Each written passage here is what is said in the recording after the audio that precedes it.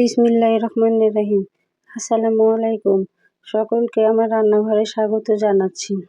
আজকে আমার রান্নাঘরে একটা মজার রেসিপি নিয়ে হাজির হয়েছি, যেটা পোলাও, বিরিয়ানি বা বিকালের নাস্তা যে কোনো কিছুর সঙ্গে খাওয়া যেতে পারে। আমি এখানে কাঁঠালের বিচির কাবাব তৈরি করে নিয়েছি। কাঁঠালের বিচির কাবাব তৈরি করার জন্য এখানে আমি কাঁঠালের বিচি সিদ্ধ করে সুন্দর করে বেটে নিয়েছি। এখন এগুলো আমি একটা বাটির মধ্যে নিয়ে নিলাম। ছোট বাটিতে ছিল, সেখান থেকে আমি একটা বড় বাটির মধ্যে নিয়ে নিলাম। এখন এর মধ্যে আমি পেঁয়াজ কুচি, রসুন কুচি, কাঁচামরিচ কুচি দিয়ে দিলাম।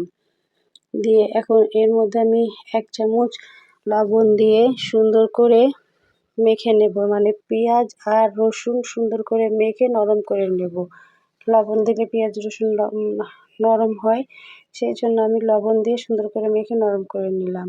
এখন এর মধ্যে আমি দিয়ে দিলাম 1/2 চামচ হলুদ গুঁড়ো আর দিলাম 1/2 চামচ মরিচ গুঁড়ো। আমি এখানে কাঁচা মরিচ আর শুকনো মরিচ গুঁড়ো দুটোই ব্যবহার করেছি, যেন একটু ঝাল হয়েছিল। আপনারা ঝাল খেতে চাইলে একটু কম ব্যবহার করবেন।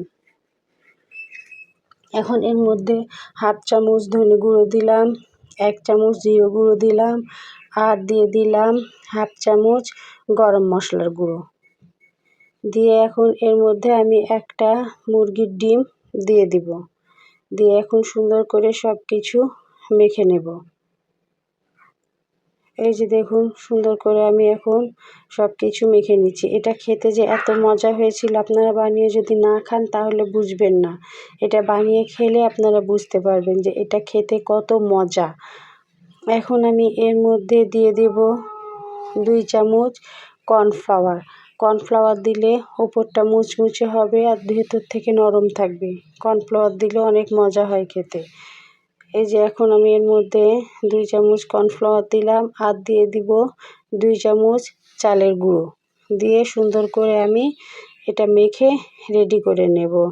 এ পর্যায়ে এসে যে সকল বন্ধুরা আমার ভিডিও একটা লাইক দিতে ভুলে গেছেন, সেই সকল বন্ধুদের কাছে অনুরোধ রইল, আপনারা একটা লাইক দিয়ে ভিডিও দেখা শুরু করবেন। আপনাদের একটা লাইক আমার ভিডিও আরও অনেকের কাছে পৌঁছে যেতে সাহায্য করে। আর যারা এই কাজটি করেছেন তাদেরকে অসংখ্য ধন্যবাদ। এখন চুলায় কড়াই বসিয়ে আমি কড়াইয়ের মধ্যে সামান্য তেল দিয়ে দিলাম। দেখেন কতটুকু তেল দিয়েছি, এতটুকু তেলেই আমার ভাজা হয়ে যাবে। এখন আমি সুন্দর করে গোল গোল করে তেলের মধ্যে দিয়ে দিচ্ছি। কিন্তু এটা ভাজার সময় চুলার জাল কিন্তু একদম মিডিয়াম রাখতে হবে, তাহলে সুন্দর ভাজা মুচমুচে হবে।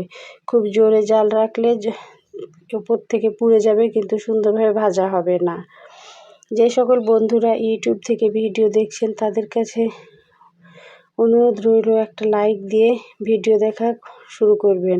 আর যদি ভিডিওর কোনো অংশ পছন্দ হয়ে যায় তাহলে সাবস্ক্রাইব করে আমার পাশে থেকে যেতে পারেন। আর যারা ফেসবুক থেকে দেখছেন তারা ফলো দিয়ে আমার সঙ্গেই থেকে যেতে পারেন। আর যারা এই কাজটি করেছেন তাদেরকে অসংখ্য ধন্যবাদ। এই যে আমি এক পাশ থেকে উল্টে আর এক পাশ করে দিলাম। দেখুন আমার কিন্তু কাবাবগুলো ভাজা হয়ে গেছে। এখন আমি সুন্দর করে ছেঁচকি দিয়ে উঠিয়ে নিচ্ছি। এই পাশের দুটো আমার ভাজা একটু কম হয়েছে, এই জন্য এগুলোকে আমি আবার সুন্দর করে ওই পিঠ করে দিব, দিয়ে সুন্দর করে লাল লাল করে ভেজে নেব। দেখুন বন্ধুরা, এগুলো দেখে কিন্তু অনেকটা লোভনীয় হয়েছে, খেতে কিন্তু অনেক মজা। আপনারা বানিয়ে খেয়ে দেখবেন, আশা করি আপনাদের কাছেও ভালো লাগবে। আমার রেসিপি ফলো করে আপনারা বানিয়ে খেয়ে দেখবেন, এটা খেতে অনেক মজা। আমার ভিডিও দেখার জন্য সকলকে ধন্যবাদ।